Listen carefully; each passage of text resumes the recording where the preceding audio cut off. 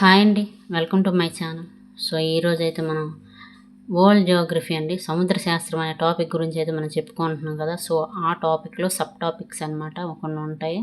So sub టాపిక్స్లో కొన్ని ముఖ్యమైన sub topics ఉంటాయి. సో వాటి అన్నిటి గురించి అయితే మనం తెలుసుకుందామండి వీడియోస్ రూపంలో. ఓకేనా అండి? ఎవరైతే కాంపిటేటివ్ ఎగ్జామ్స్ ప్రిపేర్ అవుతున్నారో వాళ్ళందరికీ ఇంపార్టెంట్ టాపిక్స్ అండి ఇవి వరల్డ్ జియోగ్రఫీలో.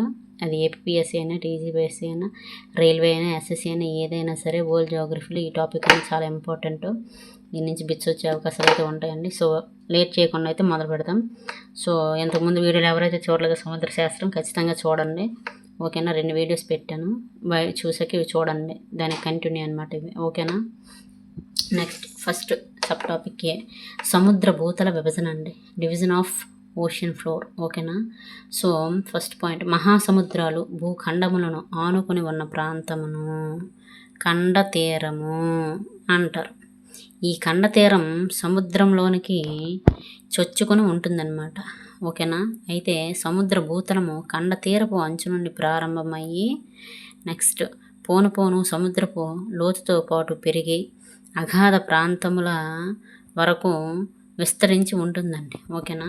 అగాధ ప్రాంతం వరకు అయితే విస్తరించి ఉంటుంది. వెరీ వెరీ ఇంపార్టెంట్, గుర్తుపెట్టుకోండి. నెక్స్ట్ పాయింట్, సముద్ర ఉపరితల జలభాగం నుండి క్రిందకు ఉన్న లోతును ఆధారంగా చేసుకొని సముద్ర భూతలంను 5 భాగాలుగా విభజించవచ్చండి. ఓకేనా? అవి ఏంటంటే ఖండ తీరపు అంచు, కాంటినెంటల్ షెల్ఫ్, ఖండ తీరపు వాలు, కాంటినెంటల్ స్లోప్, 3 అగాధ సముద్ర మైదానము, deep sea plain or abyssal plain అనమాట. నెక్స్ట్ 4 అగాధ సముద్ర ప్రాంతం, ఓషియన్ డీప్స్. నెక్స్ట్ 5 సముద్రాంతర్గత క్యాన్యన్స్, సబ్మెరైన్ క్యాన్యన్స్. ఓకేనా? సో ఈ 5 అనమాట. సో ఫస్ట్ అందులో ఖండ తీరపు అంచు గురించి తెలుసుకుందాం. వెరీ వెరీ ఇంపార్టెంట్, గుర్తుపెట్టుకోండి. సో ఖండ తీరమును ఆనుకొని ఉన్న మహాసముద్ర భూభాగమును ఖండ తీరపు అంచు అంటారు. ఏమంటారు? ఖండ తీరమును ఆనుకొని ఉన్న మహాసముద్ర భూభాగమును ఖండ తీరపు అంచు అంటారు. ఇది కాలక్రమంలో సముద్రంలో కృంగిపోయిన భూభాగం అనమాట. ఓకేనా? నెక్స్ట్ పాయింట్ ఏంటంటే తీర ప్రాంతాల్లోని ముడత పర్వత అంచుల వద్ద ఖండ తీరపు అంచు తక్కువ వెడల్పుగా ఉండి మిగిలిన చోట్ల ఎక్కువ వెడల్పు ఉంటుందండి. వెరీ వెరీ ఇంపార్టెంట్, గుర్తుపెట్టుకోండి. నెక్స్ట్ ఇది సముద్ర ఉపరితలంలో 7.6% ఆక్రమించి ఉంటుందన్నమాట. ఇక్కడ సముద్రపు లోతు 180 మీటర్లు, అంటే 100 పాతమ్స్ అనమాట. ఓకేనా అండి? నెక్స్ట్ దీని వెడల్పు వివిధ సముద్రాలలో వేరువేరుగా ఉంటుంది. అట్లాంటిక్ మహాసముద్ర ఖండ తీరపు అంచు అధికంగాను, అంటే ఎక్కువగాను 13.3%, పసిఫిక్ 5.7%, హిందూ మహాసముద్రం 4.2%లో దీని వెడల్పు కొంచెం తక్కువగా ఉంటుందన్నమాట. నెక్స్ట్ ఉత్తర అట్లాంటిక్ మహాసముద్రంలో ఖండ తీరపు అంచు ఎక్కువ విశాలంగా ఉందన్నమాట. గుర్తుపెట్టుకోండి. ప్రపంచంలోనే అతి వెడల్పైన ఖండ తీరపు అంచులు అట్లాంటిక్ మహాసముద్రంలో న్యూ ఫౌండ్లాండ్ దగ్గర ఉన్న గ్రాండ్ బ్యాంక్ అండ్ బ్రిటిష్ దీవుల వద్ద ఉన్న డాగర్ బ్యాంక్, ఇవి 2 చేపల ఉత్పత్తికి ప్రసిద్ధిగాంచాయి అన్నమాట. సో చేపలు మరియు పెట్రోలియం నిల్వలు ఎక్కువగా ఈ ప్రాంతంలో ఉంటాయి అన్నమాట. వెరీ వెరీ ఇంపార్టెంట్ అండి. ఓకేనా? చాలా ఇంపార్టెంట్. ఓకేనా? ఖచ్చితంగా మీరు విని నోట్ చేసుకోండి నోట్బుక్లో. 2 ఖండ తీరపు వాలు గురించి తెలుసుకుందాం. ఖండ తీరపు అంచు నుండి సముద్ర మైదానం వరకు నిట్రవాలుగా వ్యాపించి ఉండే ప్రదేశాన్ని ఖండ తీరపు వాలు అంటారు. ఏమంటారండి? ఖండ తీరపు వాలు అంటారు. దేన్ని? ఖండ తీరపు అంచు నుండి సముద్ర మైదానం వరకు నిట్రవాలుగా వ్యాపించి ఉండే ప్రదేశాన్ని ఖండ తీరపు వాలు అంటారు. అలాగే ఇది సముద్రంలో 200 నుండి 2000 మీటర్ల లోతులో విస్తరించి ఉందండి. సో వాల్ పెరిగే కొద్దీ లోతు పెరుగుతుందన్నమాట. సో దీని సరాసరి వాల్ ఎంతంటే 2 డిగ్రీల నుండి 35 డిగ్రీల వరకు ఉంటుందండి. నెక్స్ట్ జలచర జీవనం, సముద్ర నిక్షేపాలు ఈ ప్రాంతంలో అతి తక్కువగా ఉంటాయండి. ఓకేనా? మొత్తం సముద్ర విస్తీర్ణంలో ఖండ తీరపు వాలు 8.5% ఆక్రమించి అయితే ఉంటుంది.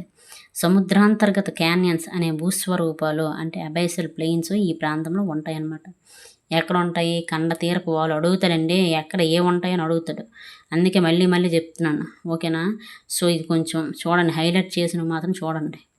బిట్స్ రూపంలో చాలాసార్లు అడిగాడు అనమాట ఎగ్జామ్స్లో. ఓకేనా, కొంచెం ఎగ్జామ్ అనేది టఫ్గా ఇచ్చినప్పుడు అడగాలనుకున్నప్పుడు ఖచ్చితంగా వీటిని రేస్ చేస్తాడనమాట. ఓకేనా, నెక్స్ట్ అగాధ సముద్ర మైదానం.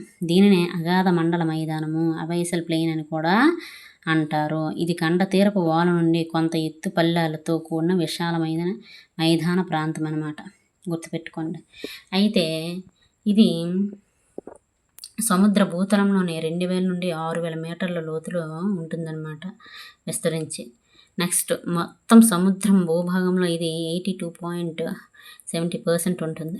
అగ్నిపర్వతాలకు చెందిన ఎర్రమట్టి, సముద్ర జీవరాశులకు చెందిన ఊజెస్ నిక్షేపాలు ఈ ప్రాంతంలో ఎక్కువగా ఉంటాయి అన్నమాట. వెరీ వెరీ ఇంపార్టెంట్, గుర్తుపెట్టుకోండి. అలాగే పసిఫిక్ మహాసముద్ర భూతలంలో ఇది ఎక్కువ విస్తీర్ణంలో ఉంది, 90.66%.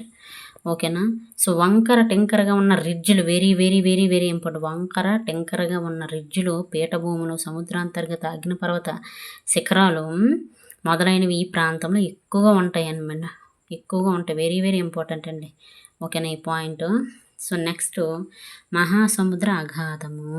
ఇవి విరూపకారక కారణాల వల్ల ఉద్భవించిన లోతైన ఇరుకైన ప్రాంతం అన్నమాట. ఓకేనా, ఇది సముద్ర భూగర్భంలో అగ్నిపర్వతాలు, భూకంపాలు వచ్చే సమీప ప్రాంతాలలో అయితే ఉంటాయన్నమాట ఈ మహాసముద్ర అగాధం అనేది.